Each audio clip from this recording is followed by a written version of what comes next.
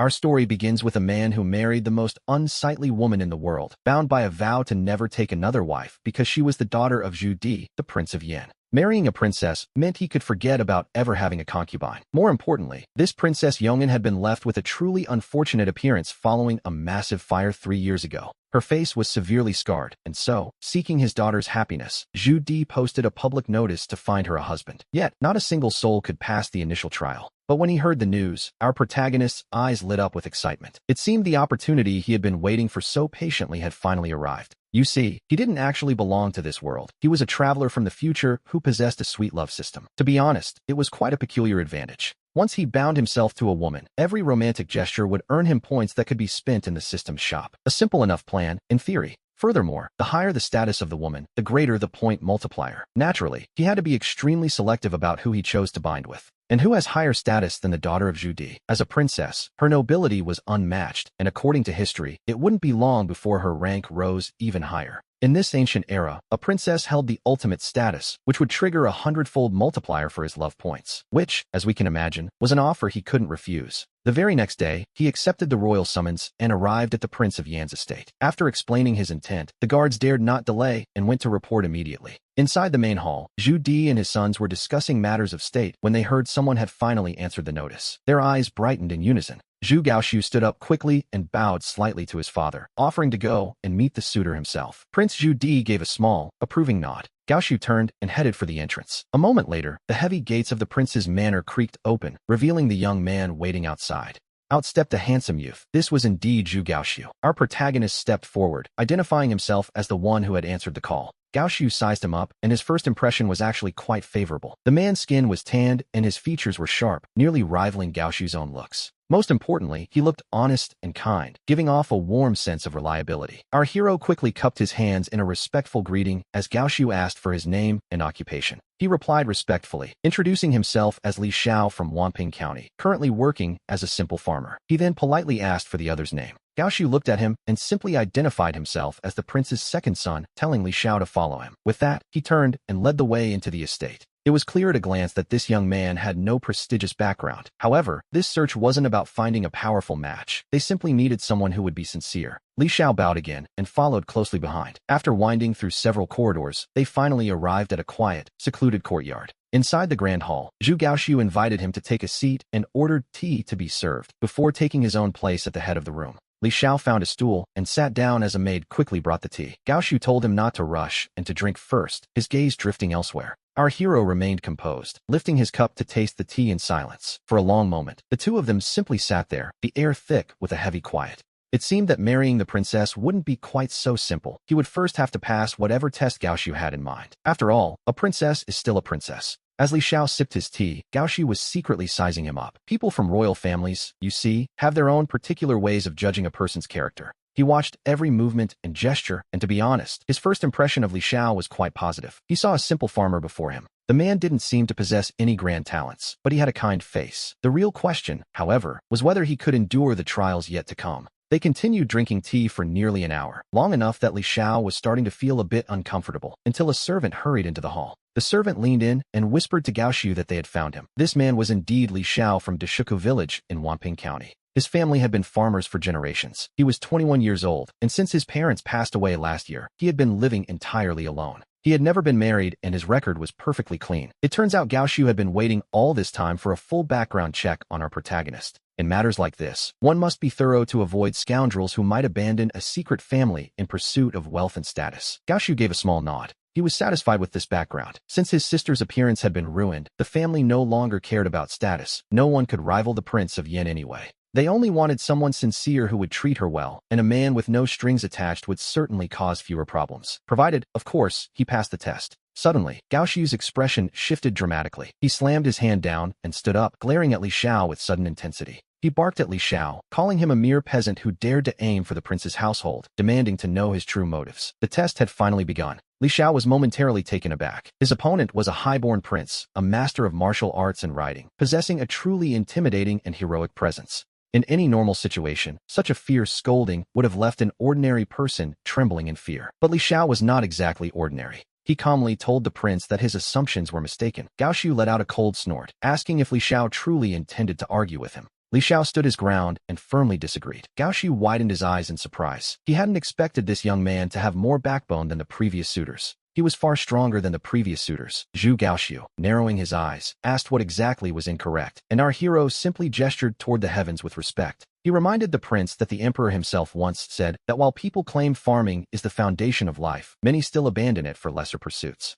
Without farmers, there is no food. Without workers, there is no industry. Since agriculture is the root, how could a farmer be dismissed as a mere peasant? To use such a title, he argued, was to go against the emperor's own philosophy, a sign of great disrespect. Upon hearing this, Gao Xiu was momentarily stunned. He realized this young man had some depth to him. He wondered if these were truly the words of a simple farmer, and demanded to know who Li Xiao really was. It was Gao Xiu's turn to be surprised. He had intended to intimidate the boy, but instead, he found himself being outmaneuvered. He wasn't much of a reader himself. He wasn't entirely sure if his grandfather, Zhu Yuanzhong, had said those exact words, but he knew the old emperor truly valued farming, having been a farmer himself. Calling a farmer a peasant did feel like a slight against his own grandfather's legacy. Still, he couldn't believe such sophisticated words came from a villager. Li Xiao maintained his composure, bowing slightly while insisting he was just a farmer. Gao Xiu frowned, calling him a liar to his face. The prince demanded to know how a commoner could know so much. Li Xiao smiled, explaining that in his spare time, he enjoyed borrowing books from a local teacher.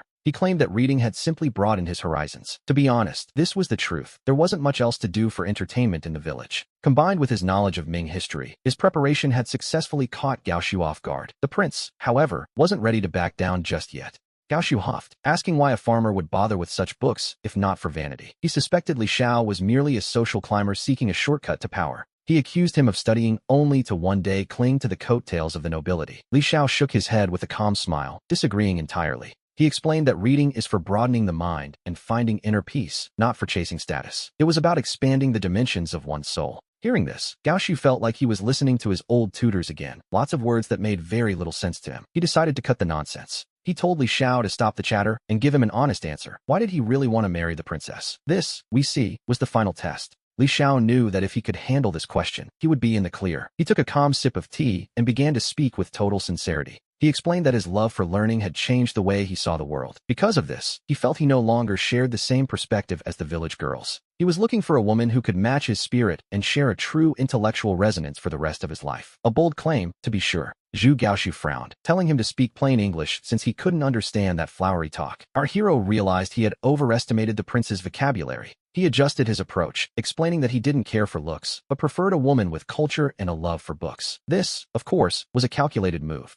He knew that in this era, few women were literate, but the princess consort, Su Mian, was a renowned scholar who had read 10,000 volumes. It was highly likely her daughter, the princess, followed in her footsteps. This excuse seemed perfectly reasonable. At least, that was the plan. We see Gao Xiu trying to process this. Li Xiao wanted a girl who loved reading, but couldn't find one in his village. Naturally, a prince's daughter would be educated. He claimed to value talent over beauty. Gao Xiu knew his sister was both brilliant and beautiful, though sadly, after a certain incident, her appearance had been altered. Her face was now hidden, making Li Xiao's claim about ignoring looks particularly relevant to the prince's current predicament. Gao Xiu suspected the boy was here for her mind, but he didn't show it. Instead, he claimed the princess actually preferred embroidery over books. He told Li Xiao she only had a surface-level interest in literature. Hearing this, our hero was momentarily speechless. To be honest, he hadn't expected that. It felt like he had shot himself in the foot, but he was committed now. He bowed, saying that if that was the case, he would take his leave. He began to walk away, nearly disappearing from Gao Xiu's sight. Only then did the prince realize this young man wasn't pretending. He was actually leaving. At that realization, Gao Xiu rushed forward, covering the distance in a few strides and shouting for his brother to wait. A sudden change in tone, indeed. Li Xiao turned back, realizing this had been yet another test. It seemed Gao Xiu wasn't quite as simple-minded as the history book suggested. The prince finally admitted the truth. His sister had actually loved reading since she was a child. He had some schemes of his own, it appeared. Gao Xiu apologized with a sheepish smile, explaining that the Zhu family doesn't let just anyone in. It was all just a final check on his character. Li Xiao feigned surprise at the revelation. He remarked that while the prince looked like a rugged warrior, his mind was far more complex. He described Gao Xiu as a man who looked like a soldier but possessed a mind as sharp as a needle, a tiger with a delicate touch. This bit of blatant flattery worked wonders, and Gao Xiu immediately began to feel quite pleased with himself. He liked the sound of that very much. A tiger with a delicate touch. The prince thought the description fit him perfectly. Finally, he felt someone truly appreciated his hidden depths. He decided that Li Xiao was a man of true discernment. And just like that, Gao Xiu's opinion of our hero reached a brand new high. With a loud laugh, Gao Xiu waved his hand and told him to follow along to meet his sister, the princess of Yangon, Zhu Ningyun. Li Xiao bowed and agreed immediately.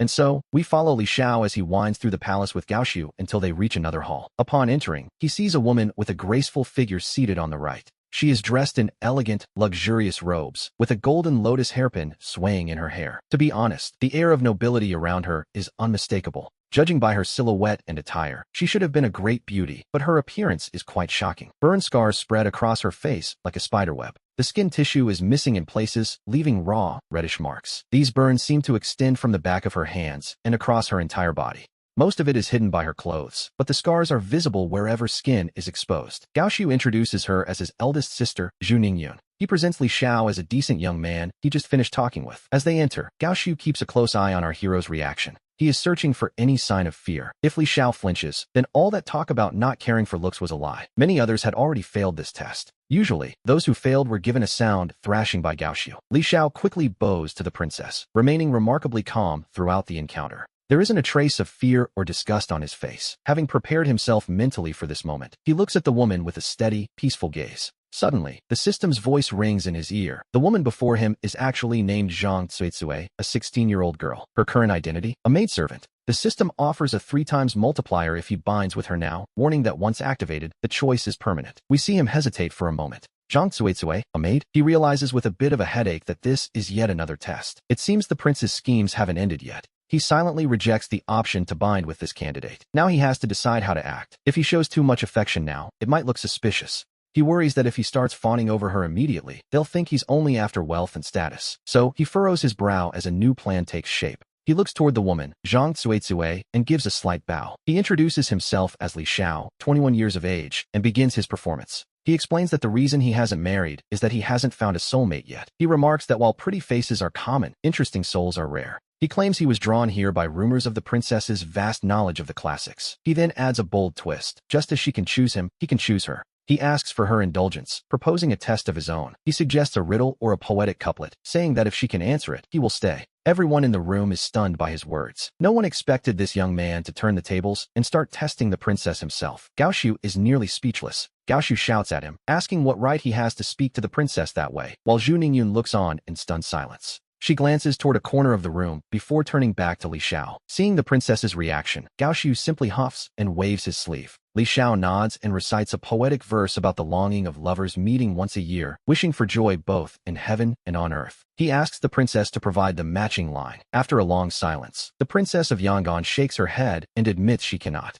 She simply confesses that the answer eludes her. The woman's eyes are deep and shimmering like a galaxy, though her face, much like the maidservants outside, is heavily scarred by fire. Yet, from those eyes alone, one can tell she must have been as beautiful as drifting clouds or blooming flowers before the tragedy. She wonders if there truly is a man in this world who values an interesting soul over a beautiful face. To be honest, it seems unlikely. The real Zhu Ningyun watches this unfold in a daze, while Li Xiao turns and begins to walk away without looking back.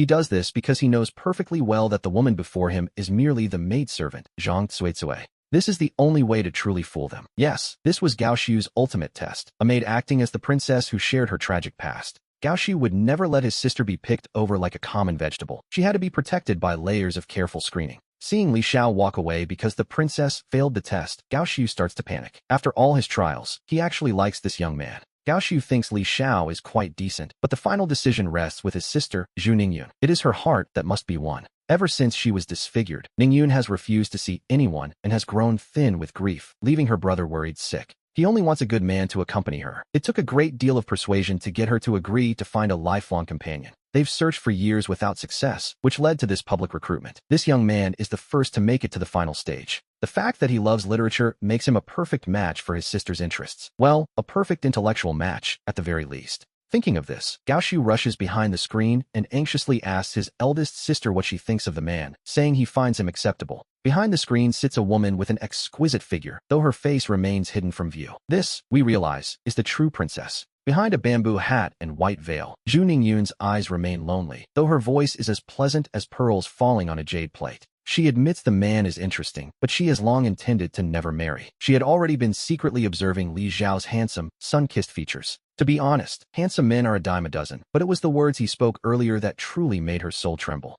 A kind word can warm 3 winter months, while a cruel one chills the height of summer. She knows exactly what people call her behind her back. They call her a monster. This is the first time she has heard that while beautiful faces are common, an interesting soul is 1 in 10,000. Since she lost her beauty, his words feel like the warmth of a winter sun, touching her heart in a way she hadn't thought possible. Gao Xiu, ever the protective brother, tells her he doesn't want her to be alone forever and begs her not to let this chance slip away. He insists that after testing the man for so long, he is truly decent. Ningyun considers this, but in the end, she still shakes her head. The man is indeed fine, but could he really face a monster for a lifetime without caring? Perhaps for a year or 2, but what about 3?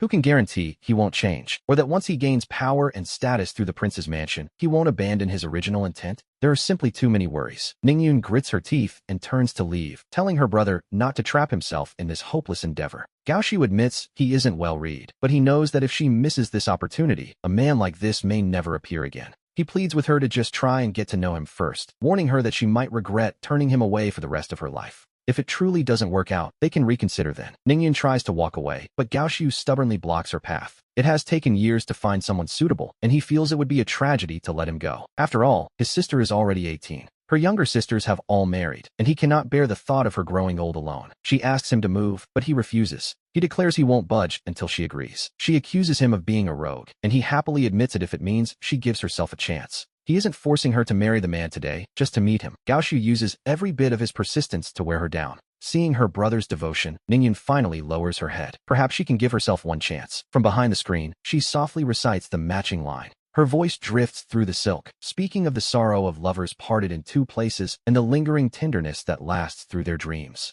As the poetic lines drift through the air, we see Li Xiao stop in his tracks, while Gao Xiu walks out with a triumphant grin. Li Xiao frowns, realizing the voice came from behind the screen, and Gao Xiu sheepishly admits that this, too, was part of the test. Gao Xiu boasts about his sister's talent, leaving Li Xiao feeling quite helpless at the sheer number of trials he's had to endure. Gao Xiu beats his chest, promising there are no more tests, as Li Xiao bows toward the screen to praise the princess's perfect poetic rhythm. He admits her talent has completely outshone his own, and from behind the screen, a misty, ethereal voice finally responds. She tells him he overpraises her, noting that his own love for study despite his rural life is what is truly admirable. She then suggests that since he tested them with a riddle, she should be allowed to return the favor in kind. Li Xiao feels a surge of caution, knowing riddles aren't his strongest suit, but he politely asks the princess to proceed. After a moment of silence, she decides that simple riddles are beneath them and challenges him to compose an original poem instead. Li Xiao is secretly overjoyed, even as Gao Xiu whispers that the difficulty might be too high for a simple farmer.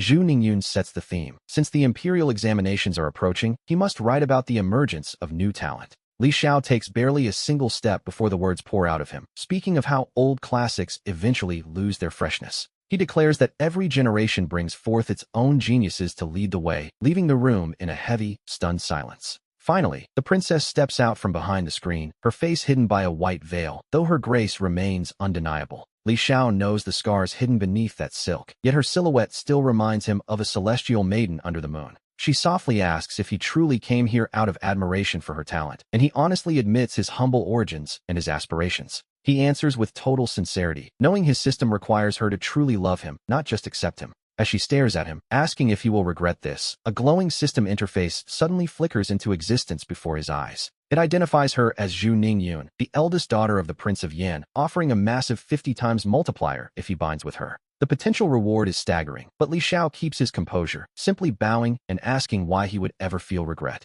Li Xiao assures her that he is more than happy with the match, but after a long silence, she asks once more if he truly won't regret it. With a look of absolute certainty, he vows he will never regret it, leaving Zhu Ningyun momentarily stunned as she turns toward her brother, Gao Xiu. She states that in matters of marriage, she will follow her father's command, before turning to retreat into the inner chambers. Gao Xiu beams, telling Li Xiao to stay for now while he reports to the prince, then waves for a servant to lead their guest to the guest wing. Once settled in his luxurious room, 2 maids arrive to help him bathe and undress, but Li Xiao maintains a stern, serious expression. He firmly refuses their help, insisting he can wash himself, and as they leave with muffled giggles, we realize this, too, was a test. Meanwhile, as Gao Xiu prepares to see the Prince of Yan, a servant reports that another man has arrived at the gates and refuses to leave. Gao Xiu heads to the gate to find a smug young man waiting there, and he bluntly asks for the stranger's name, origin, and business. The youth bows respectfully, introducing himself as Zhang He, a scholar from Wuling County who is certain he will top the imperial exams. Gao Xiu raises an eyebrow and challenges the scholar to compose a poem about imperial talent, but the man struggles for ages only to produce a nursery rhyme. Gao Xiu is instantly annoyed by the nonsense and tells him to get lost, but the youth desperately protests that his father is a local magistrate. Before he can finish, Gao Xiu loses his patience and knocks him to the ground, calling him a fraud who couldn't possibly compare to Li Xiao. This comparison only solidifies Gao Xiu's belief that Li Xiao is the perfect candidate. He has officially decided on his future brother-in-law. That evening in the main hall, Gao Xiu gives a detailed report to the Prince of Yin, Zhu Di, and his consort, Su Miaoyan. When Zhu Di hears the poem about how every generation brings forth its own geniuses, he suddenly stands up in sheer amazement. Visibly shaken, Zhu Di asks if there's been a mistake, wondering how a mere farmer could possibly compose such profound lines. Consort Su Miaoyan agrees it is a masterpiece, noting that it's no wonder Ningyun didn't reject the match this time, though she remains curious. She asks if he is truly just a farmer, while the eldest son, Zhu Gaoqi, questions how someone with such talent could have such humble origins. Gaoqi asks if the man's background was thoroughly checked, and Gao Xiu proudly beats his chest, claiming he sent men to investigate immediately. He confirms the family has been farmers for generations, yet even he admits it's strange for a simple peasant to possess such incredible brilliance. After settling Li Xiao in, Gao Xiu wasted no time, riding like the wind to Wanping County to have the local magistrate personally lead him to the village. He wanted to get the full story at Deshuka village. Zhu Di took a sip of tea and asked for the verdict, to which Gao Xiu replied that he had investigated everything himself. It turns out Li Xiao is indeed from a long line of farmers. His parents passed away 6 months ago, leaving him 3 acres of land, a house, and little else. Gao Xiu had even inspected the property personally, noting that neither the magistrate nor the village head would dare hide the truth. Zhu Di nodded, looking quite pleased. A simple farmer with no parents and genuine talent. It sounded almost too good to be true, but the prince wondered where such brilliance actually came from. Gao Xiu explained that whenever Li Xiao had a spare moment from his chores, he would visit a man named Uncle Li to borrow books. This Uncle Li was the village's only scholar and a former teacher, now elderly. He confirmed the story when Gao Xiu went to question him personally. Upon hearing this, Zhu Di laughed heartily. A peasant with a passion for reading is a rare find indeed, a perfect match, as the saying goes. Since Ningyun didn't reject him, the prince decided he would be a fine son-in-law. However, Su Miaoyan gave her husband a skeptical look. She chided him for playing matchmaker before even meeting the boy, questioning if Ningyun truly liked him or was just being polite. Zhu Di just smiled, reminding his consort that they hadn't met before their own wedding either. It was, after all, the way of the world. He argued that given Ningyun's unique situation, they couldn't wait forever. They certainly didn't want her to grow old alone while her sisters all married. Su Miaoyan frowned, insisting that their daughter's situation was exactly why they needed to be extra careful, lest she end up suffering in silence. Zhu Di conceded the point with a nod, then turned his gaze back to his second son, Gao Xiu, asking for his honest opinion on Li Xiao's character. Gao Xiu took a moment to think. To be perfectly honest, he wanted to give his father a fair assessment based on their brief encounter. He noted that the young man seemed honest and loyal, and while he personally liked him, he knew that appearances can often be deceiving. He suggested that since the prince had judged countless men, he should perhaps meet Li Xiao in person to see for himself. Zhu Di liked the idea and hatched a plan. Since the great master was currently staying at the palace, he would have him read the young man's fortune tomorrow. He tasked Gao Xiu with making the arrangements, promising a handsome reward if everything went smoothly. Naturally, Gao Xiu was delighted to accept. With a respectful bow, Gao Xiu excused himself to get to work, followed shortly by his elder brother, Gao Qi, as the meeting came to an end. Once the others had left, Zhu Di turned to Su Miaoyan with a smile, asking if his consort was satisfied with these arrangements. Su Miaoyan remained perfectly composed, noting that their daughter's future was no small matter, and wondering why he was always so stern with Gao Qi. Under that same moonlight, inside the Yangon pavilion, we find Zhu Ningyun leaning against the windowsill, gazing quietly at the world outside. She hadn't left this place in 3 years, yet today, that young man, named Li Xiao, had managed to stir the still waters of her heart. Her maid, Zhang Tsitsue, remarked that Li Xiao truly seemed like a fine gentleman, but Ningyun worried if he would feel disgusted upon seeing her face.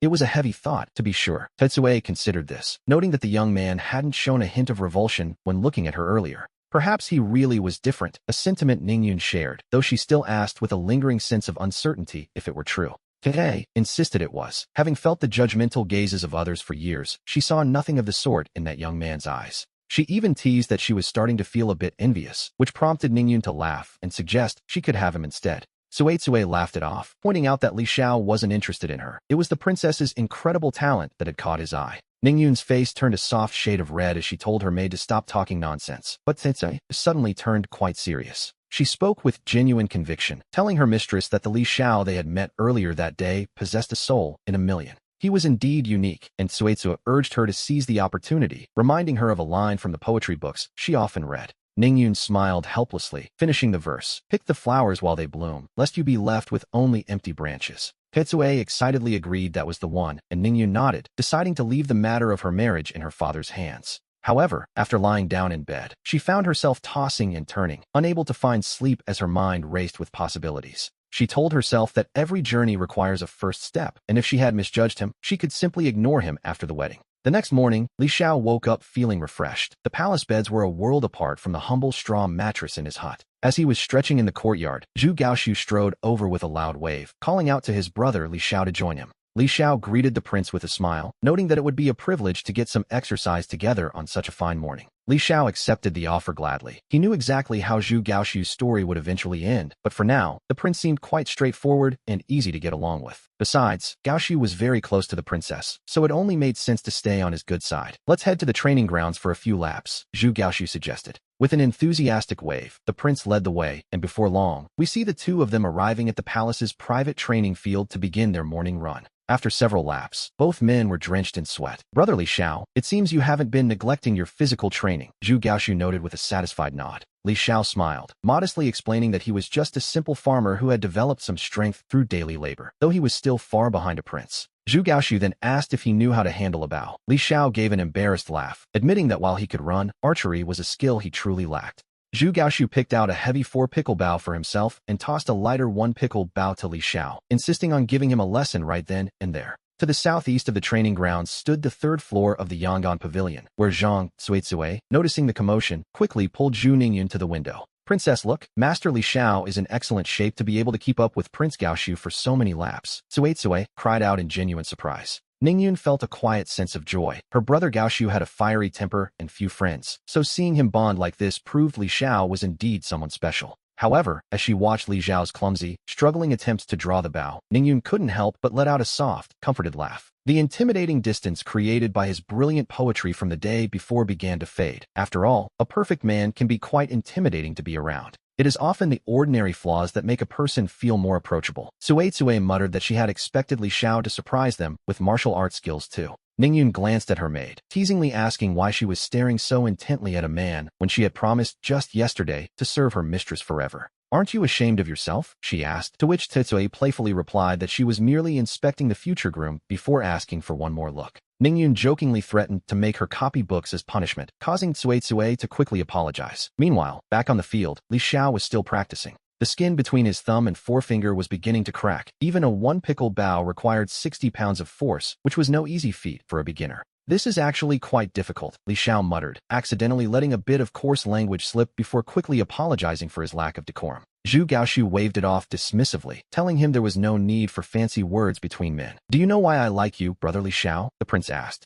He explained that it was because Li Xiao was the first person who had the courage to be completely genuine and unrefined from the very moment they met. The prince's laughter echoed across the field, dismissing any need for further apologies. He told Li Xiao to take his time, promising that one day he'd take him to the grasslands to hunt, real work for real men. Then, Zhu Gaoxiu's tone shifted as he revealed his true purpose. He wanted to introduce Li Xiao to a man of great wisdom. The prince laughed, explaining that this master was an expert at reading people, and he spoke with surprising honesty about the situation. He assured Li Xiao that the marriage was essentially a done deal, as his sister's lack of protest yesterday meant she didn't reject him. Today was merely a formality to check his birth charts, but this news caused a sudden wave of tension to grip Li Xiao's heart. Though he didn't believe in superstitions, he knew history recorded certain masters as having terrifyingly real abilities, and one name flashed in his mind. He worried if the black-robed demon monk, Yao Guangxiao, might somehow sense his secret identity as a traveler from the future. Before long, we see Zhu Gaoxiu leading him to a quiet, secluded house where a monk in black sat before a go-board.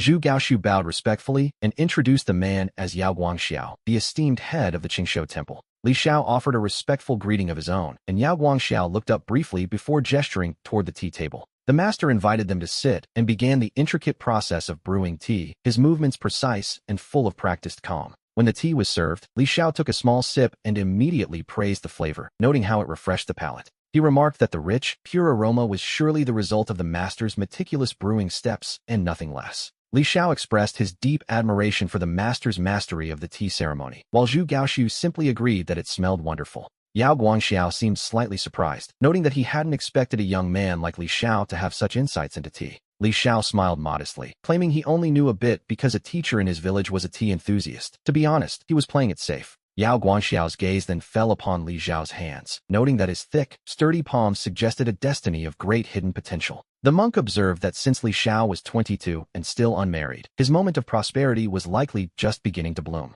Zhu Gaoxiu looked at Li Xiao's hands in wonder, convinced of their shared destiny, before eagerly asking the master to read his own palm next. When Zhu Gaoxiu asked what his own hands revealed, Yao Guangxiao simply smiled without a word, refusing to give a direct answer about the prince's royal lineage. The monk hinted at a noble and heavy destiny, but claimed he dared not speak further, prompting Zhu Gaoxiu to pull his hand back in thoughtful silence. With a lingering smile, Yao Guangxiao turned his squinted gaze toward Li Xiao, mentioning he had once learned the art of bone reading from a great master. He asked to read Li Xiao's bones to judge his fortune, though we suspect this was likely a secret request from Prince Yin himself. Li Xiao nodded, accepting the master's help, and rolled up his sleeves to extend his arm. Yao Guangxiao then took hold of him firmly. The monk began feeling the bones of the arm, moving slowly down to the palm and every single finger, his eyes closed in deep concentration. His head swayed slightly, as the examination lasted for nearly 15 minutes. On the surface, Yao Guangxiao remained perfectly calm and unreadable. Inside, however, a storm of shock was brewing. To be honest, the result he had just felt was nothing short of unbelievable. The reading suggested a man who would share the empire as a king of a different name, and the only one who could seize that world was Prince Yin. Yao Guangxiao suppressed his wild joy, realizing this was the chance to use his lifelong skills. In his excitement, he accidentally gripped Li Xiao's arm too hard. Li Xiao awkwardly pointed out the excessive pressure, snapping the monk back to reality as he quickly withdrew his hands. The monk pressed his palms together in apology, admitting he had lost his composure because Li Xiao's destiny was so exceptionally rare. Li Xiao's heart sank, worrying the monk had sensed something he shouldn't have, while Zhu Gaoxiu asked anxiously for the verdict. The monk laughed loudly, declaring that Li Xiao would bring immense fortune to everyone around him, repeating the word good 3 times over. Zhu Gaoxiu was stunned for a moment before grabbing Li Xiao's hand in delight, suddenly addressing him as his future brother-in-law. He claimed they were destined to be family, while Li Xiao could only offer a forced, awkward smile in his confusion. When Li Xiao tried to address him formally as prince, Zhu Gaoxiu immediately cut him off, insisting that such titles were far too distant for family. He told Li Xiao to simply call him Gaoxiu, then gave a respectful bow to the master before announcing their departure. He hurriedly led Li Xiao back to a residence, telling his future brother-in-law to wait there while he went to share the good news. After sternly ordering the servants to provide the best hospitality, the prince vanished in a flash, leaving Li Xiao quite speechless. The shift in attitude was so sudden that Li Xiao found it hard to process, but it seemed the matter was finally settled. After we see them leave, Zhu Di slowly emerged from the back hall. He asked the master if everything he had just said was truly the case. Yao Guangxiao pressed his palms together, stating firmly that a man of the cloth does not speak in lies. He assured Prince Yin that Li Xiao possessed a truly heavenly countenance. Zhu Di then inquired how this Li Xiao would treat his daughter. Yao Guangxiao spoke the simple truth. They would support each other through everything, growing old together in perfect harmony. Overjoyed, Zhu Di asked the master to select an auspicious date for the grand wedding and a public announcement. Meanwhile, we find Zhu Gaoxiu rushing into the main palace, shouting for his father at the top of his lungs. To be honest, he was barely containing himself. Inside, the princess consort Su Miaoyun and the heir apparent Zhu Gaoqi were mid-discussion. Miaoyun looked up, wondering why Gaoxiu was in such a hurry. Noting that his father had gone out early that morning, Gaoxiu replied breathlessly that it was good news, the best news possible, in fact. With his chest puffed out, he declared that their Zhaoxiu had truly brought home a dragon of a son-in-law, and the entire Prince Yin household was about to be blessed. Miaoyun stood up in pleasant surprise, asking what he meant. Gaoxiu excitedly asked if they knew just how highly the master had praised Li Xiao. He described Li Xiao as a man of immense fortune whose destiny was as solid as a mountain. Furthermore, this abundance of luck would extend to everyone around him, bringing great prosperity to the entire household. As his voice trailed off, the room fell into a sudden, stunned silence. Miaoyun was overjoyed beyond measure. She closed her eyes in prayer for a long moment before looking at Gaoxiu with relief, noting that Zhaoxiu was lucky to have a brother looking out for her. She told him he had performed a great service this time. This single word of praise moved Zhu Gaoxiu deeply, and even Zhu Gaoqi joined in the acclaim. The elder brother admitted that thanks to Gaoxiu, the family had secured an incredible son-in-law. Gaoxiu laughed, insisting it was merely his duty as a brother. He felt certain now that Li Xiao would indeed bring him good luck. He then asked where his father was. Miaoyun lowered her voice slightly, explaining that the prince didn't know yet, or rather, he wanted to see the young man himself but was too proud to do so openly. She suspected he was secretly watching from the master's inner room. Understanding the situation, Gaoxiu announced he would go share the news with his eldest sister. He hurried into the Yangon pavilion, shouting that it was settled. Zhu Ningyun looked up in confusion, asking what on earth he was so agitated about. Gao Shu told her that her marriage was settled and that this Li Xiao was truly a remarkable man. Ningyun, however, could only offer a look of mild annoyance. Zhu Ningyun urged Gao Shu to lower his voice, asking if he intended for the entire household to find out before their father even spoke. To be honest, it was a bit late for that. Gao Shu laughed, noting that the whole manor likely knew by now anyway. He declared the marriage a done deal, adding that their father was probably already picking an auspicious date. Seeing Ningyun's lingering confusion, Gao Shu gave a sly grin. He insisted that this time, he had truly chosen a magnificent husband for his dear sister. He playfully asked how she planned to thank him. Ningyun simply offered to gift him a set of books to study, telling him he spent far too much time wandering about aimlessly. Gao Shu chuckled bitterly, begging for mercy from the books, before turning back to the serious matter at hand. He continued his report, repeating Yao Guangxiao's glowing evaluation word for word. As she listened, Ningyun's eyes widened in genuine surprise. She hadn't expected the master to give such high praise. It was a rare endorsement, even for a man of his standing. Gao Shu assured her that she should simply prepare for the wedding. Ningyun realized that with this news, the entire residence was bound to be in an absolute uproar. She felt a mix of irritation and shyness, yet she told herself that if marrying him truly brought her family good luck, then she would be doing her part for the clan. Since it seemed to be the will of heaven, she decided to follow the family's arrangements. She gave a small, shy nod, signaling her quiet agreement. Gao Shu clapped his hands in delight and vanished as quickly as he had arrived. Watching his retreating figure, Ningyun could only shake her head with a faint smile.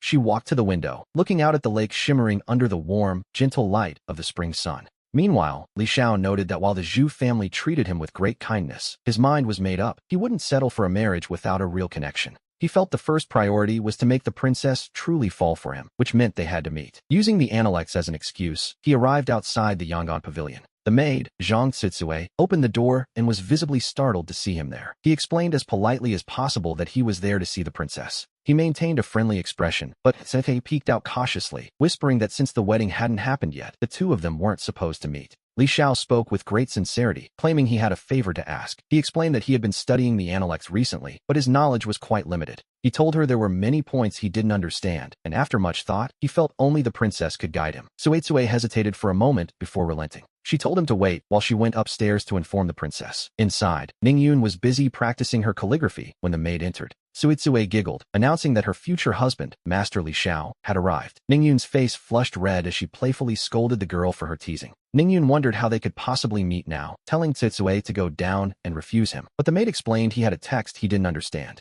Ningyun felt a small spark of joy, wondering if he truly came for her talent, yet she shook her head, insisting it still wasn't proper. She told the maid to send him away, saying any guidance could wait until after the wedding. Suetsue had no choice but to deliver the rejection. The maid explained that meeting before the ceremony was inappropriate. Li Xiao leaned in, whispering to ask how the princess had reacted to his arrival. With a smile, he discreetly handed over 2 small gold beans. Suetsue tucked them away and whispered that the princess actually seemed quite happy. However, she reiterated that they really couldn't meet before the wedding, as the princess didn't want to go against tradition. It was a matter of propriety, after all. Li Xiao declared that if she wouldn't see him, he would simply wait right there until she did. Suetsue was startled by his persistence. Yet, she couldn't help but feel a flicker of envy at such devotion. She closed the door and returned upstairs to report Li Xiao's ultimatum. She told Ningyun that the young master refused to leave until she helped him. Ningyun sighed, calling him a rogue and comparing him to Gao Shu. Though she complained, her heart was a chaotic mix of joy and panic. To be honest, she wasn't nearly as upset as she sounded.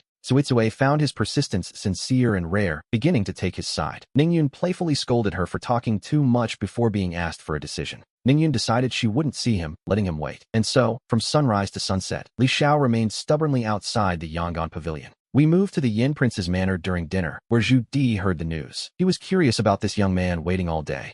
Gao Shu confirmed it, noting he'd known since morning but hadn't expected his sister to be so firm or Li Xiao to be so patient. Zhu Di smiled, realizing the boy was a true romantic, which actually put his mind at ease about the match. He remarked that Ningyun was being quite strict by not even inviting him in for a seat. Su Miai countered that her daughter was doing the right thing. She reminded them that couples shouldn't meet before the wedding, then suddenly paused and looked at Zhu Di. It was time to eat. Zhu Di laughed it off, but Gao Shu couldn't help but bring up the past, mentioning that his parents had certainly met before their own wedding. He even recalled hearing they nearly came to blows back then. Suddenly, the dinner table fell into a very telling silence. The only sound at the table was Zhu Gaosher shoveling rice into his mouth, exclaiming how delicious the chicken was and urging everyone to eat. With his face covered in grease, he looked up to greet them before burying his head back in his bowl. Suddenly, Su Miaoyun began to cough. She coughed quite violently, prompting Zhu Di to rush over and gently pat her back, asking tenderly if she was feeling unwell again. He complained that the local doctors were useless and promised to ask the emperor to send imperial physicians from the capital in a few days. Su Miaoyan gave him a sharp look, stood up, and declared she was full. Zhu Di quickly followed her, leaving Gao Shu to shout a question after them. He asked if his sister could finally see Li Xiao, but Zhu Di simply glared back, telling him he should already know the answer before leaving. Gao Shu realized that since his father had seen his mother before their wedding, it must be allowed. He dropped his chopsticks and ran toward the pavilion. The little tagalong Zhu Gaosui immediately followed, shouting for his brother to wait. In the blink of an eye, the family had scattered. With everyone gone, Gao Shi looked at the feast and realized it was all his. His wife, Lady Zhang, rolled her eyes and scolded his constant eating. Gao Shi just laughed happily, reaching for more food while remarking that a good meal is the one thing in life that should never be wasted. Meanwhile, we returned to the Yangon pavilion where Li Xiao was still standing. Cicai noted that he hadn't eaten or moved all day. She warned that he might ruin his health at this rate and suggested that the princess should finally agree to see him. Ningyun felt a mix of secret joy and guilt, asking if it was true that Li Xiao hadn't left his post for even a moment. Cicai nodded, confirming she had watched him all day. He hadn't gone anywhere or eaten a single bite and must be starving by now. Deciding she couldn't let him wait any longer, Ningyun told the maid to bring him in and prepare a hot bowl of noodles for him. Cicai was delighted to help, but just then, a loud voice boomed from outside. It was Gao Xiu, yelling for his sister to see Li Xiao. He shouted that the poor man had been waiting all day and was starving. Then, like a clumsy echo, another voice joined in. It was young Gao Sui, repeating his brother's words at the top of his lungs, pleading for their sister to finally show some mercy. Gao Xiu yelled again, claiming that their father had given his permission for them to meet. It was a bold claim, to say the least. Gao Sui repeated the claim once more. The two brothers were shouting so loudly that the entire manor could surely hear them. Cicai asked if she should still invite the young man in, but Ningyun sighed, deciding it was better to wait a little longer. As the sky grew dark, Li Xiao felt a wave of helplessness. He knew that a woman's heart usually softens after a long day of waiting. However, the brothers' shouting had ruined the moment, as the princess was far too shy to invite him in with the whole manor listening. Li Xiao gave a bitter smile, thanking Gao Xiu and Gao Sui for their kindness, but suggesting they go back and rest while he waited alone. Zhu Gaoshu patted his chest and refused to leave, insisting that if their sister didn't come out, he would stay right there by his side. Little Gao Sui mimicked the gesture, wiping his nose and declaring that he too would share in the hardship until their sister appeared. Li Xiao broke into a cold sweat. The brothers were loyal, certainly, but their timing was, to be perfectly honest, quite terrible. He pulled Gao Xiu aside and whispered that his sister would be too embarrassed to come out as long as they were standing there. Gao Xiu realized the logic in this, and, grabbing his younger brother, decided it was finally time for them to make their exit. With the brothers finally gone, Li Xiao breathed a sigh of relief, staring at the closed doors and wondering if he should stay or go. He was reaching his limit, feeling faint from hunger as another hour passed, and the world outside turned completely black. He told himself a first meeting shouldn't happen in the dark anyway, but just as he prepared to leave, the door creaked open. Cicai emerged carrying a steaming bowl of noodles, urging him to eat quickly so he wouldn't ruin his health from starvation. When he eagerly asked if the princess would see him, the maid simply giggled and told him she'd give him the answer once he finished. The noodles were delicious, and Cicai revealed the secret ingredient. The princess had personally gone to the kitchen to cook them for him. Upon hearing this, Li Xiao didn't leave a single scrap behind, and Cicai smiled as she took back the empty bowl. She delivered the message that it was too late for a visit today, but he should return tomorrow, a very promising sign indeed. He felt a surge of joy, knowing that when a noble lady cooks for a man, it means his persistence has finally paid off. With a satisfied nod, he took one last look at the pavilion and turned to leave, while up on the third floor, Ningyun watched. She asked if he was gone, and he peeked out the window, playfully reporting that he had left with a very lingering, longing gaze. Inside the pavilion, Ningyun felt a slight sweat on her palms as she pulled Cicai toward the wardrobe, asking what she should wear for their meeting tomorrow. That night, after bathing in flower petals, Ningyun lay wrapped in her blankets staring at the ceiling, unable to stop thinking about the coming day. She found herself growing nervous and unable to sleep, wondering why a princess of the great Ming dynasty would feel this way about a simple farmer. It was quite the reversal of roles, as she was the one who should have been making him feel intimidated. The next morning, as the message was sent, Li Xiao also felt a wave of nervousness at the thought of finally meeting his future wife. After waiting for about 15 minutes, we see a woman with a graceful figure walking steadily down the stairs toward the main entrance. It was indeed Princess Ningyun, dressed in a smoke blue skirt embroidered with cherry blossoms that seemed to shimmer with every step. Ningyun asked in a crisp, melodious voice if it was true that he had some difficulties with his studies that required her assistance. The air of a classical beauty was unmistakable, and for a moment, he found himself completely captivated. That was when Yuer's voice suddenly drifted into his ear. The system identified her as Zhu Ningyun, 18 years old, the princess of Yangon and eldest daughter of the Prince of Yin, with a 50-fold multiplier. He was asked to confirm the binding, with the warning that once activated, this permanent connection could never be changed. The binding was a success, and the sweet love system officially activated with Ningyun as his permanent, sole partner at a 50-fold point rate. A beginner's gift pack was granted, including 3 points to all attributes, nearly 1,000 bars of gold, and a pair of true love rings. He also received a permanent beauty in the eye of the beholder buff, ensuring his partner would always appear in her prime to his senses. As the rewards finished, wishing them a lifetime of happiness, Li Xiao was stunned by the sheer generosity of the system's gifts. That final buff was particularly impressive, and at that moment, a warm current surged through his entire body. He felt his vitality, physical strength, and mental clarity improve significantly just as the princess finally spoke to him. "You want me to take a look for you, is that it?" Zhu Ningyun asked, her voice clear and melodious. The princess truly possessed an ethereal grace. Snapping out of his daze, Li Xiao quickly bowed, apologizing for his earlier lapse in manners during their first meeting. He looked affectionately at the woman who would be his wife, his heart already set on the path of sincerity to win her over. Zhu Ningyun asked gently which article was causing him trouble, modestly adding that her own knowledge might not be enough to guide him. Li Xiao quickly bowed, telling the princess she was far too humble and explaining that as a simple farmer, his access to books was quite limited.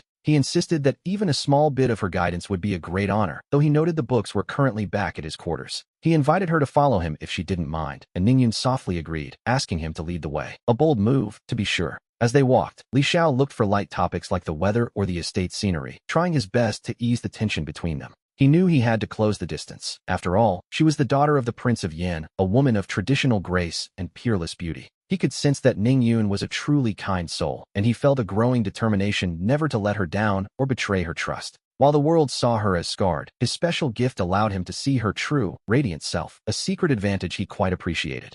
His efforts paid off as Ningyun's favor toward him increased by 28 points, bringing their total rapport to a solid 58. Their pleasant chat earned him 10 sweet love points, which, thanks to the 50-fold multiplier, instantly skyrocketed to 500 points. He was impressed by his own progress. A favorability of 58 and that massive multiplier were proving to be a powerful combination. Feeling quite pleased with himself, it wasn't long before he led Ningyun back to his modest living quarters to begin their study session. He claimed the books were far too difficult for him to grasp alone, quickly bringing over 2 chairs and inviting her to sit. Ningyun gave a small nod and took her seat, and Li Xiao took the opportunity to sit right beside her. Very smooth, indeed. The maid, Zitsue, was clever enough to realize she wasn't needed, slipping out and closing the study door behind her to give them privacy. Li Xiao silently gave the maid a thumbs up in his mind, noticing that being alone in the room made Ningyun seem a bit nervous again. To break the ice, he opened the Analects and pointed to a specific passage, claiming he didn't quite understand the meaning behind it. Ningyun focused on the text, specifically the Shui Air chapter, and began to explain it with great sincerity, pointing to the characters. She explained that the passage spoke of the joy of reviewing what one has learned and the pleasure of friends visiting from afar. He pretended to listen intently, but his mind was elsewhere as he noticed the delicate texture of the skin on the back of Ningyun's hand. Her skin was as delicate and smooth as fine jade, and we see that under the influence of his special buff, Ningyun appeared flawless. To his enhanced senses, everything about her radiated the beauty of youth, and he found himself genuinely eager to see the face hidden beneath her veil. Suddenly, Ningyun realized he was staring at her hand, and with a start, she quickly pulled it back out of sight. Li Xiao immediately shifted his gaze back to the book, pretending he hadn't noticed a thing. He wanted to tell her her appearance didn't matter, but the timing wasn't right. He quickly changed the subject, a warm and friendly smile spreading across his face as he tried to maintain the comfortable atmosphere. He told her how grateful he was, claiming her explanation had saved him from completely misunderstanding the text. A bit of a stretch, perhaps. He patted his chest as if he'd had a narrow escape, prompting a curious Ningyun to ask exactly what he thought the passage meant. With an embarrassed grin, he pointed to a line about a gentleman's dignity, admitting he thought Confucius was giving advice on physical combat. He explained that he thought it meant a man must strike hard to establish authority. At that moment, the room went completely silent. Then, Ningyun burst into a fit of clear, ringing laughter, unable to stop herself at such a ridiculous interpretation of the classics. Amused, she pointed to another line about traveling far from one's parents, and he joked that it meant there were ways to catch you if you ran. She laughed even harder, finding him incredibly entertaining, and quickly pointed to a passage about strange forces and gods. He joked that it meant Confucius didn't speak, but used strange strength to beat people senseless. The room was filled with their shared joy. As laughter echoed from within, the maid, Sisue, stood outside with tears welling in her eyes. It was a rare sound indeed. It had been over 3 years since the princess had laughed so happily. Just then, Zhu Gaoxiu arrived, and Suitsue quickly signaled for him to be quiet. Gaoxiu tiptoed to the door, leaning in to eavesdrop on the conversation happening inside the study. He heard his sister, Ningyun, laughing uncontrollably at the absurd jokes, sounding more lighthearted than he could remember. As he listened, Gaoxiu's eyes widened in disbelief, and soon, he found himself overcome with emotion as tears began to fall. He whispered that it was wonderful his sister was finally smiling again, before quietly slipping away so as not to disturb them. Once he was clear of the room, Gaoxiu couldn't hold back his tears any longer, even as a voice reminded him that men shouldn't cry so easily. We see the Prince of Yin, Zhu Di, heading out of the palace when he happens to run into Zhu Gaoxiu, who is still wiping away tears. Gaoxiu looks up, startled. It was his father, after all. He quickly bowed, insisting he wasn't actually crying. He was simply so happy that his eyes had begun to overflow. Zhu Di asked what could possibly cause such a display of joy. After taking a moment to steady his emotions, Gaoxiu explained that his elder sister had finally laughed, and she sounded truly happy. Hearing this, Zhu Di's expression shifted instantly, a look of pure delight spreading across his face. He was overjoyed to hear that Ningyun was laughing again. He eagerly asked for the details, and Gaoxiu explained that she was meeting with Li Xiao in the study. They were supposed to be discussing literature, but whatever Li Xiao was saying had clearly worked, as his sister couldn't seem to stop laughing. Zhu Di was thrilled. He had business to attend to outside the palace, so he instructed Gaoxiu to take this wonderful news to his mother immediately. He wanted her to share in this happiness. Gaoxiu bowed as his father turned to leave, though he noticed that even the prince's own eyes were turning a bit red. Back in the study, Ningyun was starting to feel a bit tired from all the laughter. She looked at Li Xiao, suspecting he was making these things up just to please her. Naturally, he wasn't about to admit to that. With a smile, he told the princess she was mistaken and that he truly believed his own interpretations. He pointed out that he had heard Confucius was a man of imposing height, nearly 9 feet tall, if the legends were to be believed. Ningyun nodded, confirming that the rumors did indeed say so. He then asked if it was true that the great sage had 3,000 disciples following him. Confused, she agreed that he had 3,000 followers, including 72 sages. Li Xiao laughed, claiming that this proved his point perfectly. He argued that a 9-foot-tall giant with 3,000 followers was a force to be reckoned with. In his view, Confucius wasn't just a scholar. He joked that while Confucius was around, it was the spring and autumn period, but without him, it became an era of warring states. He was a master of both pen and sword. Because of that, he explained, he interpreted the text through a lens of strength. It sounded perfectly logical, in a completely absurd sort of way. Ningyun burst into laughter once more, admitting his logic almost made sense. He nodded, playing along and thanking her for guiding him back to the correct path. She gave him a gentle smile, and here we see that her affection for him increased by 1 point, bringing the total to 59. By completing such a humorous and pleasant conversation with Ningyun, he earned 20 sweetness points for their shared joy. But then, a 50-fold critical multiplier triggered, granting him a massive 1,000 points. He was, understandably, absolutely delighted with the result. His points were truly skyrocketing, but Ningyun looked at him with a hint of worry, warning Li Xiao that he shouldn't repeat those words outside. She feared that if any Confucian scholars heard him, they would accuse him of disrespecting the great sage and cause a massive uproar.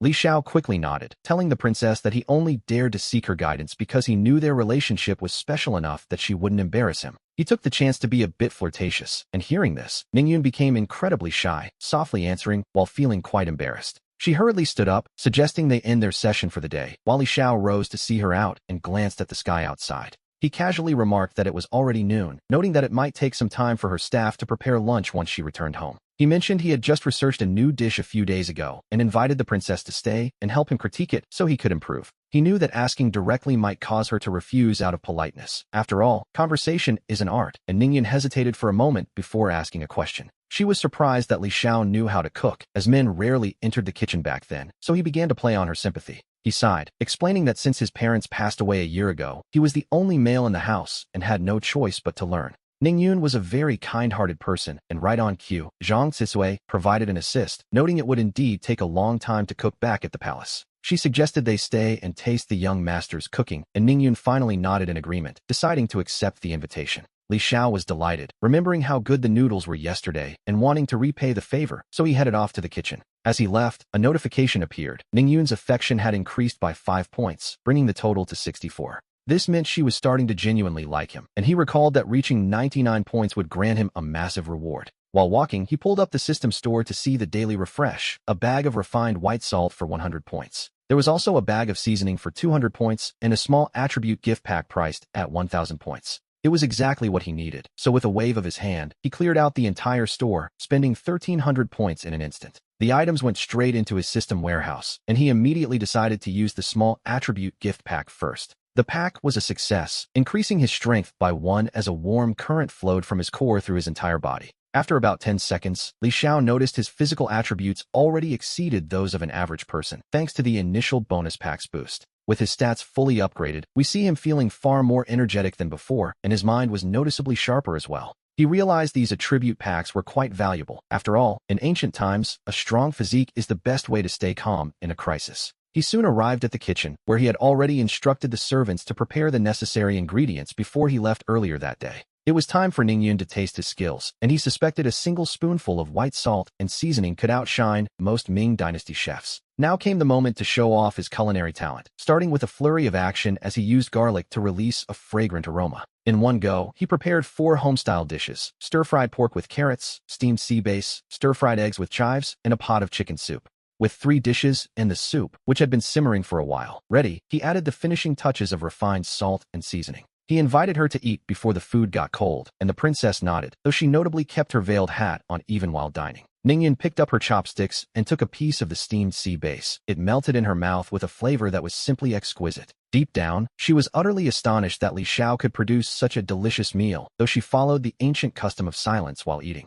And so, he silently accompanied Ningyun through the meal, noticing that she clearly adored the food as she continued to eat heartily. Still, she tried to maintain her ladylike poise, and feeling a bit self-conscious eating alone, she turned to her attendant, Zhang Tsutsui. She asked Tsutsui if she was hungry and invited her to sit and eat, which the attendant did, making them a party of 3 at the table. Tsutsui couldn't help but exclaim how delicious it was after just a few bites, speaking even while her mouth was still full of food. Li Xiao humbly brushed off the praise, and by the time they finished, every single dish and the soup had been completely cleared away. Ningyun rose to take her leave, thanking him for the hospitality, while Li Xiao stood up immediately to escort her out. He hurried to see her off, telling himself that for a first date, it was best to leave things on a high note without overstaying his welcome. He walked her quite a distance to the gate before stopping to watch her figure disappear, only then turning back toward the house. As she traveled, a soft smile remained hidden beneath Ningyun's veil. To be honest, their time together had been quite pleasant and lighthearted. There was no pressure at all. Li Xiao seemed to possess a certain magic that allowed others to relax, drop their guard, and forget their troubles.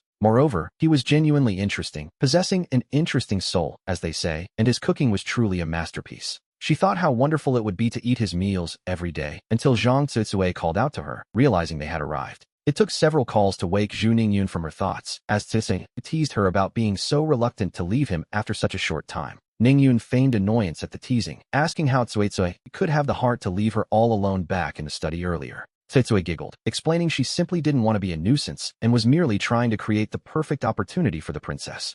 Overcome with embarrassment, Ningyun raised a hand as if to strike her, playfully scolding Tsutsui for finding amusement at her expense. With a mischievous laugh, Zhang Tsutsui quickly escaped the playful wrath by ducking into the safety of the house. Tsutsui teased that she understood perfectly. Ningyun had personally cooked for her sweetheart and presented him with a delicious feast. Because both parties were so pleased, he earned 20 sweetness points, which triggered a 50-fold critical hit, resulting in 1,000 points. Back in his room, Li Xiao browsed through the recent scoring records and discovered he had suddenly gained another 1,000 points. He marveled at how easy it was to earn points, feeling relieved that his cautious nature had led him to wait for this specific opportunity. Otherwise, the system would have been a waste. However, a significant problem still loomed before him. He was currently penniless. With no assets or land to his name, the question of how to actually marry a princess became a rather daunting reality. Whether in ancient times or the modern future, a groom needs a dowry and a house. He couldn't exactly live in the prince's mansion forever. Marrying with nothing but the clothes on his back would make him a live-in son-in-law, meaning his future children would take the surname Zhu. Deep down, he found that unacceptable. A man has his pride, after all, and he couldn't simply ignore such traditional expectations. The conclusion was simple. He needed to make money, starting with enough to secure his own estate within the city of Beiping. He reached into his clothes and pulled out a handful of gold beans that Zhu Gaoxiu had forced upon him, weighing about 8 taels. With the current gold-to-silver ratio at 1:5, he calculated he had a starting capital of 40 taels of silver, which was no small sum. That amount could buy over 300 pounds of rice. Since a modest courtyard in Beiping costs about 60 taels, he just needed to make his money grow. Leveraging his knowledge as a traveler from the future, he planned to find a way to multiply these gold beans. After all, he was courting the prince's eldest daughter. He couldn't exactly take her hand empty-handed. Deep down, he felt he had to present Zhu Di with a truly grand and impressive gift. With that thought, he tucked the gold beans securely into his pocket and left the mansion to scout for business opportunities, knowing marriage was a serious affair. The procedures were usually tedious, especially for the House of Yan, but his unique situation as an orphan meant many steps could be skipped. However, a princess couldn't exactly live in a shack. Meanwhile, Princess Consort Su Mianyun was discussing this very dilemma with Zhu Di, suggesting Li Xiao become a live-in son-in-law. Zhu Di shook his head immediately, insisting he was looking for a son-in-law, not a dependent to join the household, which, to be honest, was a fair point. He felt that forcing such an arrangement would be insulting. Since Li Xiao seemed genuinely devoted to his daughter, any resentment might eventually hurt Ningyun's happiness. That would be putting the cart before the horse, wouldn't it? Zhu Di frowned slightly, took a sip of tea, and suggested instead that he simply grant the boy gold and a house. The prince's mansion would handle the wedding to ensure his daughter wasn't slighted, but Miaoyun interjected, claiming this plan was also quite flawed. When Zhu Di asked why, she explained that she had seen how truly happy Ningyun had been lately, clearly having lost her heart to this Li Xiao. Miaoyun analyzed the situation, noting that Ningyun believed Li Xiao loved her for her talents, a fact that was now well known to everyone. If the prince simply handed over money, Li Xiao would be caught in a trap. If he accepted it, Ningyun might start to doubt his motives. She might fear he was only there for the wealth, leading to resentment. Yet if he refused, he might feel the family was merely offering charity. Either way, a rift would form between them. Upon hearing this, Zhu Di nodded in total agreement, realizing his wife was absolutely right. Admitting he had been inconsiderate, he looked at Miaoyun with a smile, sensing she already had a much cleverer plan in mind. She suggested they proceed with the engagement and wedding, and no matter how small Li Xiao's dowry was, even if it were a single copper coin, they would accept it. They would simply provide a massive dowry in return. A brilliant solution, Zhu Di exclaimed, praising his wife for being his most capable advisor. Zhu Di then opened his ledgers to calculate his assets. After a moment of review, he turned back to Miaoyun with a thoughtful expression.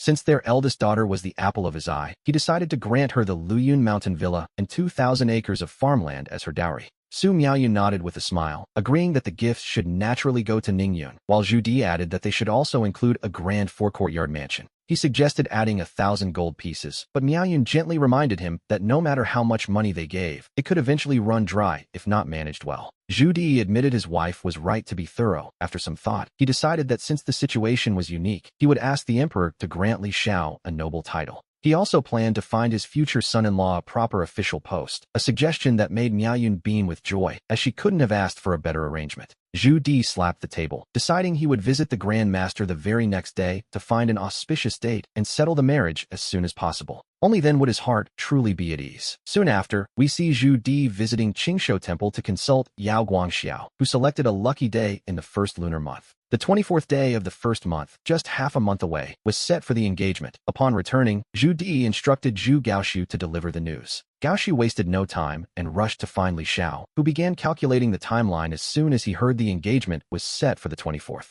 When Li Xiao realized it was only 2 weeks away, Gaoxiu confirmed that those were his father's orders. Li Xiao nodded, knowing the betrothal gifts had to be presented in style. The gifts would be carried in wooden chests to the bride's house for all to see, and since many distinguished guests would attend, he didn't want to lose face by appearing stingy. He felt he simply couldn't show up empty-handed. Noticing Li Xiao's shifting expressions, Gaoxiu guessed what was on his mind and leaned in to whisper a secret. He told his future brother-in-law that the prince was preparing a mountain villa and a mansion as return gifts, news that left Li Xiao completely stunned. He wondered if Zhu Di truly valued him that much. To be honest, he felt a genuine warmth in his heart, realizing that respect in a family is always a two-way street. Since the family was offering such a heavy gift, he couldn't possibly just bring a single copper coin. With his mind made up, he turned to look at Gaoxiu. Li Xiao smiled and asked Gaoxiu if he had any interest in partnering up for a major business venture, a proposal that immediately piqued the young man's curiosity. Li Xiao remained mysteriously silent for a moment, glancing around before whispering that this was a massive business, truly, incredibly massive. He claimed it could make the entire house of Yin several times wealthier, a statement that made Gaoxiu gasp in disbelief at the sheer scale of the idea.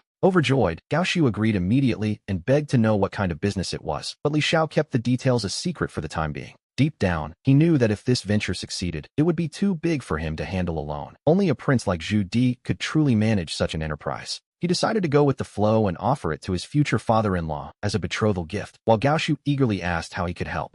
Li Xiao lowered his voice, asking Gaoxiu to find out if there were any salt mines within the Beiping region, leaving the young man momentarily stunned and confused. Gaoxiu wondered if his future brother-in-law intended to enter the salt trade, to which Li Xiao simply nodded, warning him to keep it quiet until the plan succeeded. However, Gao Xiu looked troubled, explaining that while those mines certainly produced salt, it was toxic. Eating it, as everyone knew, was a death sentence. Li Xiao merely laughed, assuring him that if he followed instructions, the salt would be perfectly safe, as he had a clever plan of his own. Convinced by this confidence, Gao Xiu nodded and took full responsibility for the task, promising to personally investigate the locations of the mines. When asked if he wanted to come along, Li Xiao declined, explaining he had other matters to attend to. Specifically, he hadn't seen the princess yet today. We see that the system store had refreshed, offering a mineral salt extraction method with detailed steps: dissolution, precipitation, filtration, evaporation, and crystallization. This method could produce high-quality, snow-white salt, optimized specifically for the current dynasty, though it would cost him 3,000 points. Other items like a bottle of Coca-Cola for 50 points and toothpaste for 100 were available, but his current balance sat at only 1,200. The previous day, he had scouted Beiping without finding any major business opportunities, but this morning, a clear plan had finally begun to take shape. To obtain that salt extraction method, he knew he would have to earn another 1,800 points today, no matter what it took. Gao Xiu laughed, telling him to go see his sister while he handled the mine search alone, clearly pleased to see Li Xiao so devoted to her. Li Xiao thanked him, promising there would be plenty of benefits later. Already, he could imagine the look on his future father-in-law's face when he heard the news.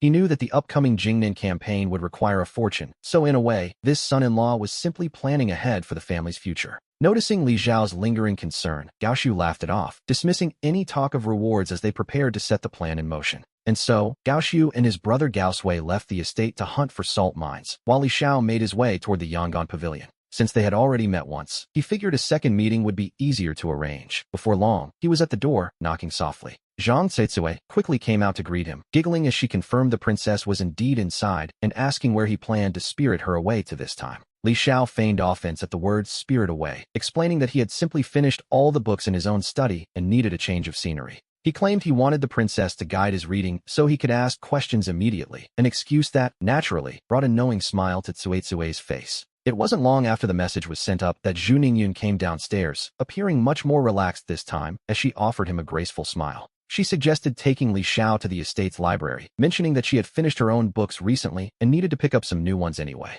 Li Xiao bowed politely, calling it an honor. Soon, they were navigating the winding paths of the prince's estate, passing through layers of elegant pavilions. After crossing a lake, an arched bridge, and a garden, they finally arrived at the grand library of the Yen prince's mansion, a place filled with endless volumes. The library was quite magnificent, standing 3 stories tall. As it happened, Zhu Di had planned to accompany Su Miaoyan there to browse some books today as well. However, just as the couple stepped out, they spotted their daughter and future son-in-law entering the building, prompting them to step back in silent agreement. Zhu Di remarked with a smile that the young pair reminded him of themselves, heading off to the library to read together, a charming sight, to be sure. He felt deeply gratified, and Su Miaoyan shared his smile, happy that Ningyun had found a husband who shared her personal interests and passions. When Zhu Di jokingly asked if they should still go in, Su Miaoyan gave him a look, asking if he really wanted to interrupt them and ruin their privacy. Zhu Di quickly agreed that they should leave them be, suggesting instead that he spend the day drinking tea with his wife, but she had other plans. She decided they should visit the jewelry shop to pre-order some gold and silver pieces, noting that the wedding robes and dowry items also needed preparation. Zhu Di initially tried to protest, claiming such things were a woman's concern, but he reconsidered the moment he saw the look in his wife's eyes. Su Miaoyan let out a muffled laugh and took the prince's arm, leading him out of the estate to begin their wedding errands. Inside the library, Li Xiao found himself staring at the packed bookshelves in absolute awe, feeling a bit overwhelmed by the sheer volume of knowledge.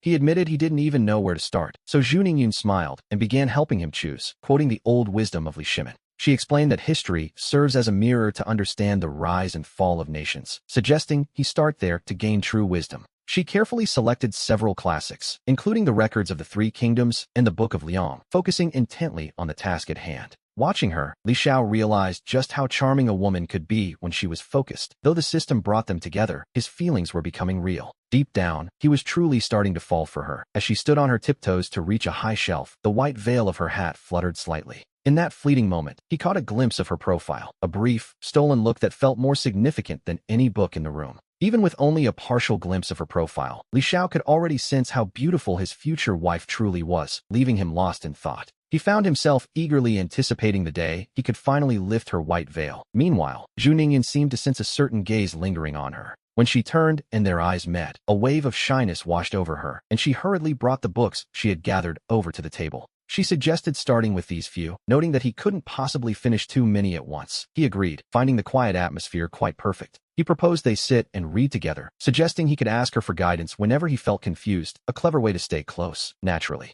The library was furnished with elegant fine wood tables for readers, and after lighting some soothing incense, Zhu Ningyun sat obediently across from him. The room grew so quiet that they could hear each other breathing as Li Xiao began to flip through one of the volumes with genuine focus. He knew that in a place like this, one ought to be serious. Soon, the only sound between them was the soft rustle of turning pages. As time ticked steadily away, we see that Li Xiao had actually become quite absorbed in his reading, displaying an unexpected level of dedication. Ancient texts lacked punctuation and were read vertically from right to left, requiring him to concentrate hard just to figure out where sentences ended. His expression shifted constantly, his brow furrowing in concentration one moment and relaxing into a smile the next as he found something interesting. They say a focused man is at his most charming, and it seems Zhu Ningyun had completely lost the will to focus on her own books. With her future husband sitting right there, she couldn't resist stealing glances, feeling a sudden, mysterious spark of affection at his studious display. She told herself that staring so intently wasn't very ladylike, but then again, she had her white veil to hide her wandering eyes. She convinced herself he couldn't possibly know she was watching him, even as her face began to feel slightly warm under the fabric.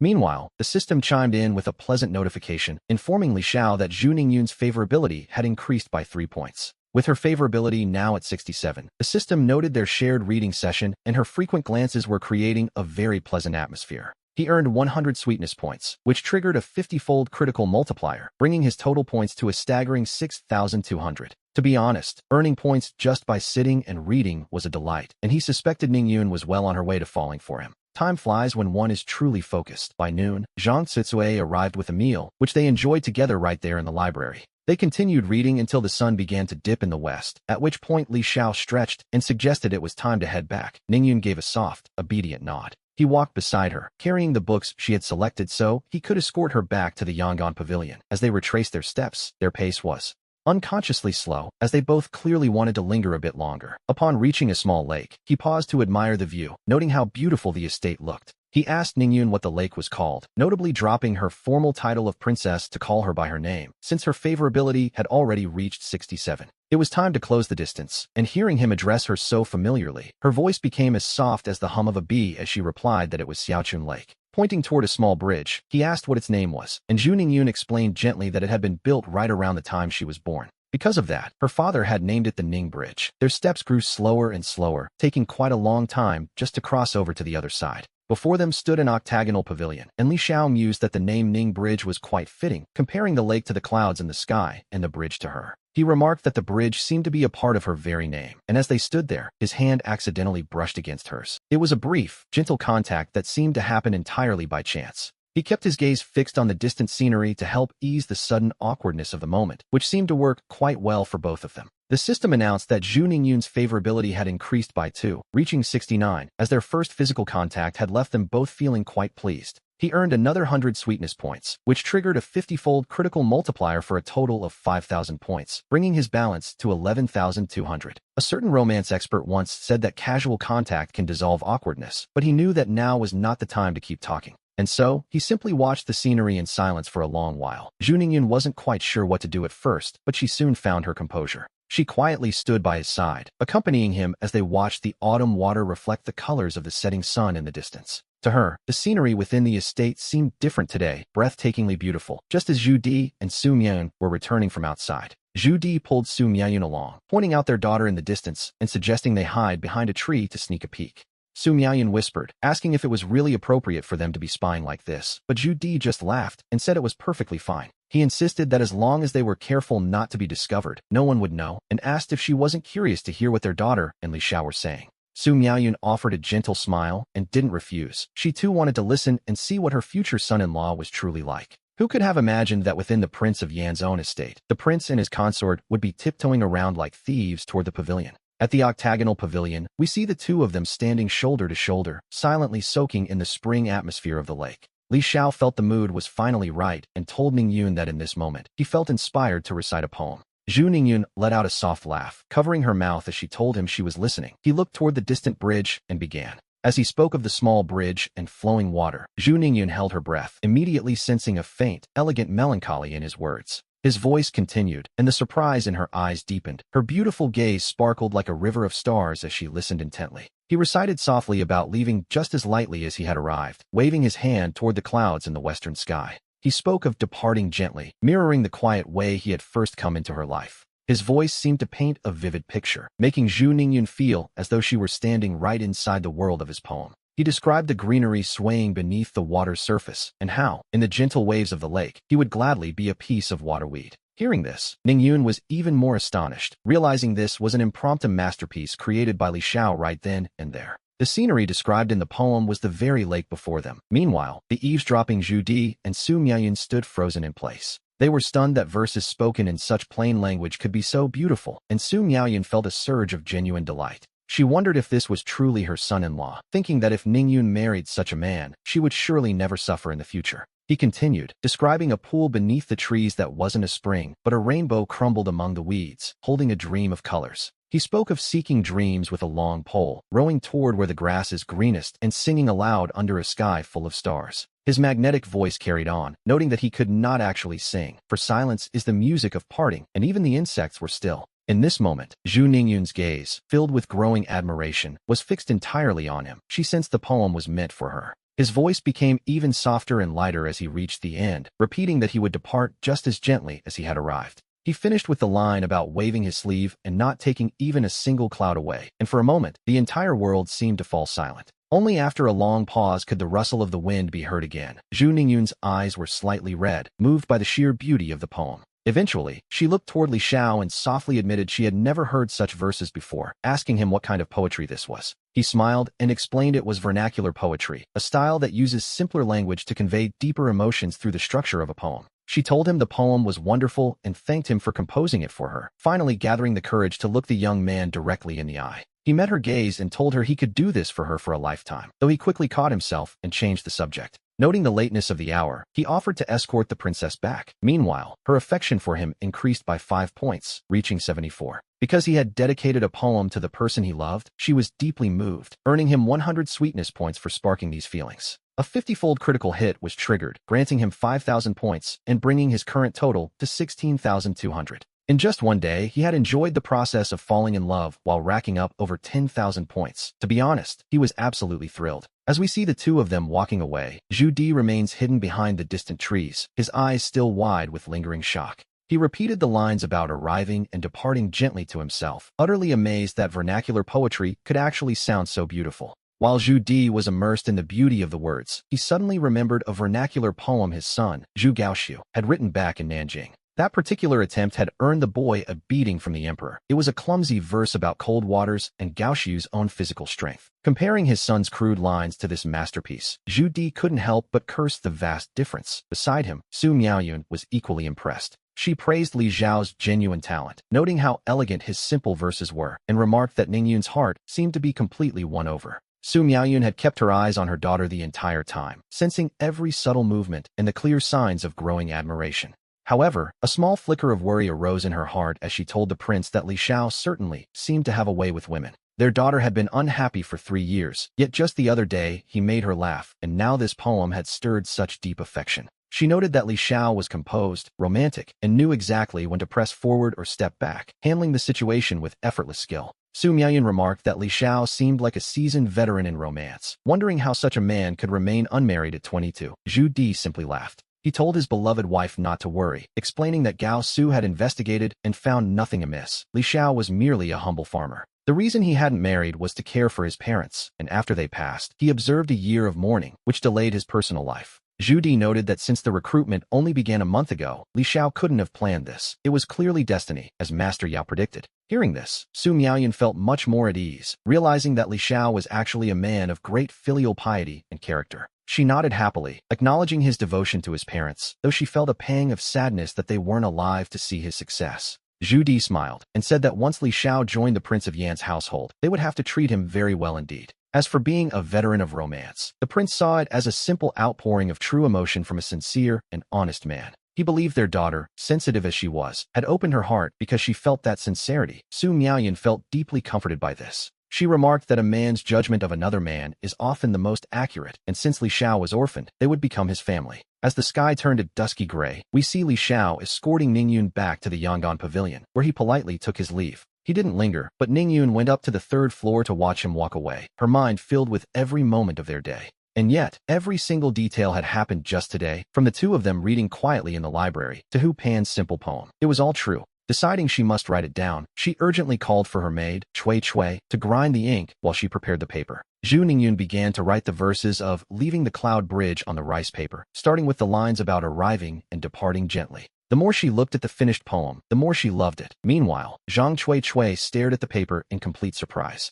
Ningyun explained with a shy smile that this was vernacular poetry composed by Master Li Xiao, and even the maid found it incredibly beautiful. Chui Chui was genuinely amazed by Li Xiao's talent, which prompted Ningyun to ask her what she thought of the young man's character. After a moment's thought, Chui Chui replied that he was talented and handsome, a perfect match for the princess, in her humble opinion. Zhu Ningyun carefully rolled up the paper to keep it safe, then asked in a soft, quiet voice what kind of relationship they now shared. Was it that kind of feeling? Zhang Tsutsui wondered, while Ningyun, feeling a bit shy and hesitant, finally decided to speak her mind. She was referring to the romantic feelings between a man and a woman. Tsuitsui noted that he had cooked for her and written her poetry. If that wasn't love, what was? She looked at the princess with envy, wishing she could find a husband of her own one day. She joked that if her future husband were even half as good as Li Xiao, she'd wake up laughing. Ningyun quickly asked what made him so special. Tsutsui insisted a man like him was a rare find indeed, admitting she was still dreaming of the delicious meal he had prepared the day before. She playfully begged to go along next time for a free meal. Ningyun teased her for only thinking of food, yet she too remembered that unforgettable taste. The flavor was truly lingering in her mind, so she agreed to find an opportunity to give Li Xiao a handmade sachet as a gift.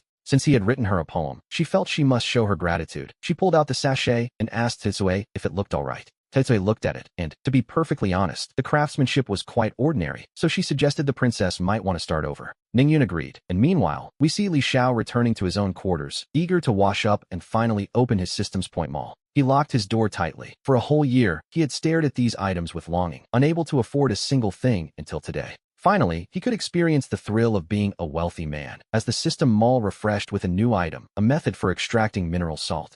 The manual detailed every step, dissolving, filtering, and evaporating, to create pure, snow-white salt of the highest quality. The system automatically optimized the method for the current era, costing 3,000 points, while a bottle of Coca-Cola was a mere 50 points. A tube of toothpaste cost 100 points, and with a sense of newfound luxury, he decided to simply clear out the entire shop. It felt good to be rich. He spent 3,150 points to sweep them all, adding the salt manual, the toothpaste, and the soda to his personal storage. With a simple thought, he manifested the bottle of Coca-Cola into his hand, looking at it with a sense of deep nostalgia. It had been so long since he'd had a soda. He twisted the cap and drank deeply, the familiar fizz hitting his throat. In that moment, he felt as though he were back in the modern era. It was refreshing and absolutely wonderful. Next, he pulled out the mineral salt extraction manual and flipped through it, noting how every step was meticulously detailed with clear illustrations. With an intelligence score of 7, well above the average of 5, Li Xiao quickly grasped the principles and committed them to memory. Now, all he needed was a salt mine. With that and his new extraction method, he could produce salt as white as snow. Compared to the coarse salt of this era, his pure white salt would be a total revelation. He began listing the necessary materials on paper. He planned to have Gao Su help him purchase these items later. Before he knew it, the next morning arrived, and he awoke to a new day. As he rose from bed, the servants had already prepared a breakfast of steamed buns, fried dough sticks, and soy milk for him to enjoy. While eating, we see him checking the System Mall's daily refresh, which today featured an archery memory skill for 500 points.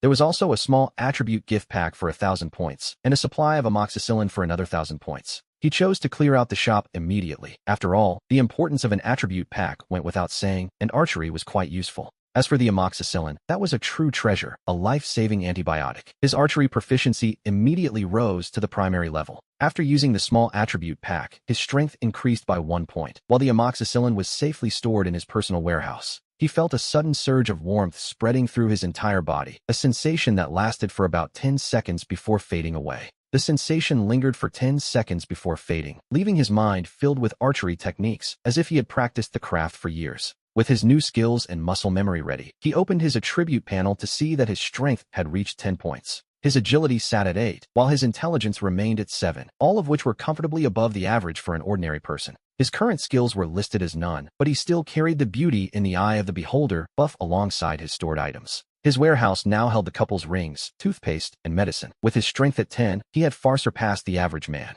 He felt more powerful than ever before. Just as he finished his meal, Zhu Gaosu came marching toward him with great strides. The young man announced that after a busy day of searching, he had finally found news regarding a salt mine. We noticed his greeting had shifted from future brother-in-law to simply brother-in-law. Li Xiao calmly invited him to sit and eat. Gao Su admitted he hadn't eaten yet, having rushed over the moment he woke up, and began happily devouring the steamed buns. He polished off a whole basket of buns in no time, explaining between bites that not far southwest of Beiping, in Dong'an County, there was a village.